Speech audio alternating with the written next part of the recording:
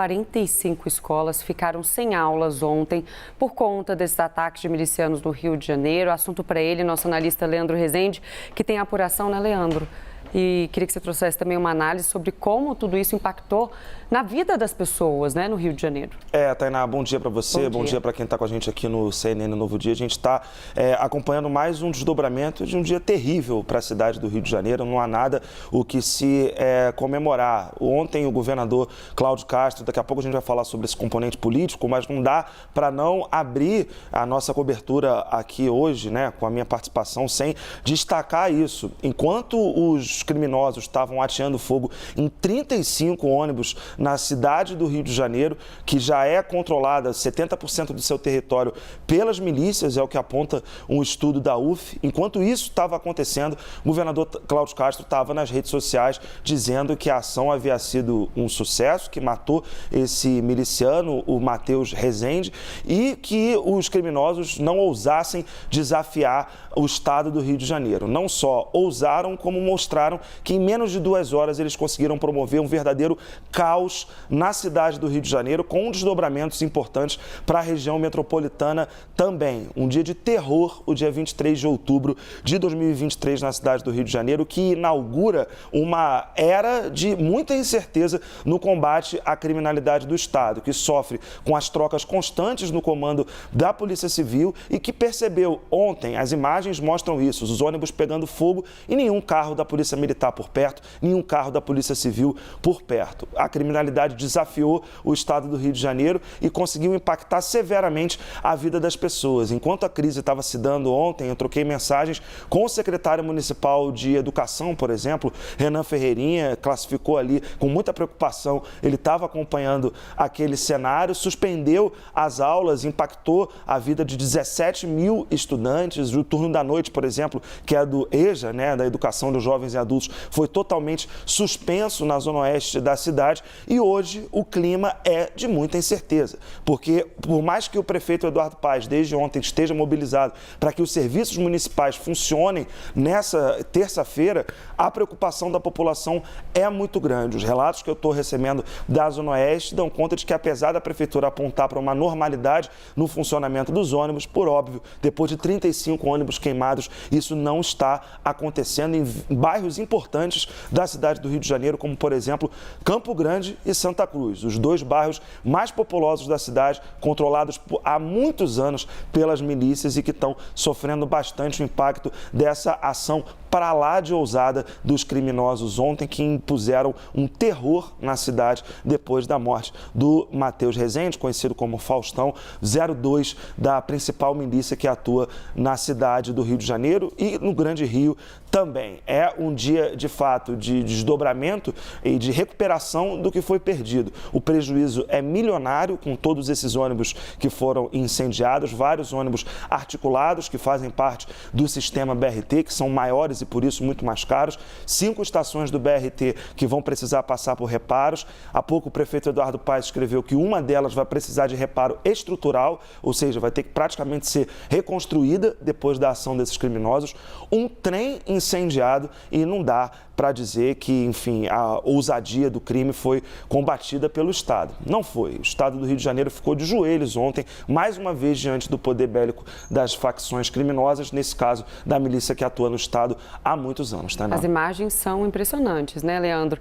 Cláudio Castro disse que foi um duro golpe na milícia. Foi mesmo? Dá para dizer que a operação de ontem foi exitosa? Não, exitosa, Tainá, a gente não pode dizer que foi por conta desse impacto humano. O governador anunciou 12 prisões depois desses ataques a ônibus, mas o impacto para a vida da cidade dessa operação mostra que ainda há muito o que ser feito. E a sensação da classe política do Rio de Janeiro é de que sozinho o Estado do Rio não consegue mais dar conta de tantos flancos de atuação da criminalidade.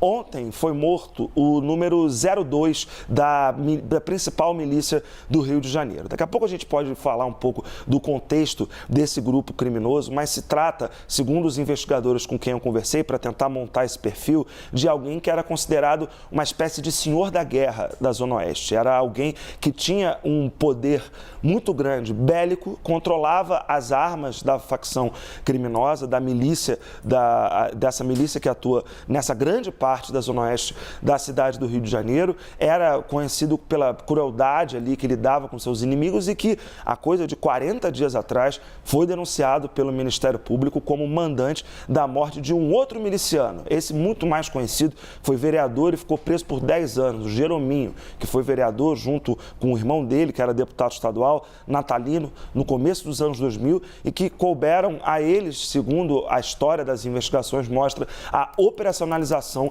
dessa grande milícia que atua na Zona Oeste da cidade. Foi esse Matheus, Fausto, Teteu, seja lá o codinome que se queira colocar para esse criminoso que foi morto ontem, ele quem, junto com o tio dele, o Zinho, ordenou a morte do miliciano, ex-vereador Jerominho, em 2022. Então, foi denunciado agora, é um miliciano que tinha, né, uma ascendência muito grande sobre a região, não é à toa que houve essa reação coordenada, e é uma reação coordenada e muito rápida. 35 ônibus incendiados, um trem que pegou fogo, uma estação da Supervia, que é a concessionária dos trens, praticamente destruída, 5 estações do BRT muito afetadas e um caminhão atravessado no meio da Avenida Brasil, a principal via da cidade do Rio de Janeiro. Para ter uma ideia, Tainá, como muita gente que assiste a gente aqui é da cidade de São Paulo, seria como atravessar um caminhão no meio da Marginal Tietê, 5 horas da tarde. Você imagina o impacto que isso teria na vida da cidade de São Paulo. Foi esse o impacto que a cidade do Rio de Janeiro esse o impacto que a cidade do Rio de Janeiro está lidando desde ontem. Agora, Leandro, já houve um reforço por parte da Força Nacional no Rio de Janeiro. É suficiente? E o que o governo federal poderia fazer além? Tainá, existe uma pressão no momento agora dos deputados federais do Rio de Janeiro para que o governo federal ajude mais o Estado. Vou trazer aqui um pouco de como esse ato de ontem, como esse dia de terror no Rio de Janeiro repercutiu na classe política. À direita e à esquerda há uma insatisfação generalizada com a situação da segurança no Estado do Rio de Janeiro. Essa insatisfação ela está se materializando num desejo por parte dos parlamentares de que o governo Lula atue com mais força sobre o estado do Rio de Janeiro. Vou citar aqui um exemplo de um bolsonarista de carteirinha, que é a oposição ao Cláudio Castro na Câmara dos Deputados, o deputado federal Ottoni de Paula, que ontem me enviou ali uma mensagem avisando que começou uma articulação para buscar parlamentares que possam endossar um pedido de intervenção federal na segurança pública do Rio de Janeiro. É o mesmo remédio para uma tragédia que só se aprofunda.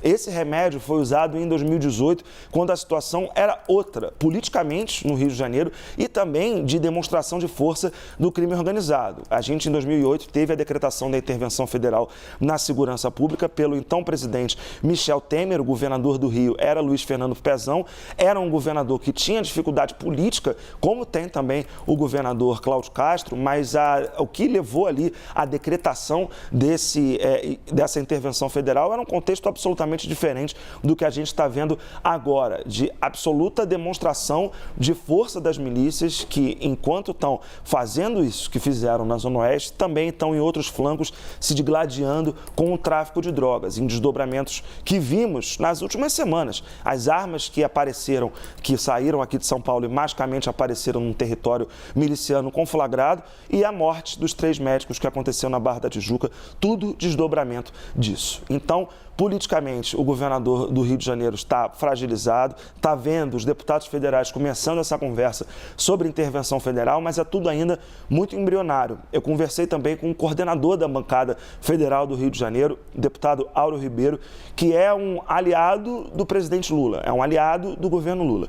E a avaliação dele é de que é necessária uma reunião com o ministro da Justiça, com o ministro Flávio Dino, e é importante que se cogite no Rio de Janeiro o uso de militares da Marinha, da Aeronáutica e do Exército para poder combater o crime organizado. São, Tainá, soluções muito semelhantes para um problema que só se complexificou nos últimos anos. Fica a sensação, na conversa com todos esses políticos que eu tive, que ninguém tem uma saída para o Rio de Janeiro. O governador Cláudio Castro está tentando apresentar algo, mas também não está oferecendo uma saída para o que está acontecendo no Estado. O que não dá para achar normal é o Estado do Rio continuar vivendo o que está vivendo, sob o jugo completo de milicianos que conseguem, em 2 horas, incendiar 35 ônibus e paralisar totalmente a cidade do Rio.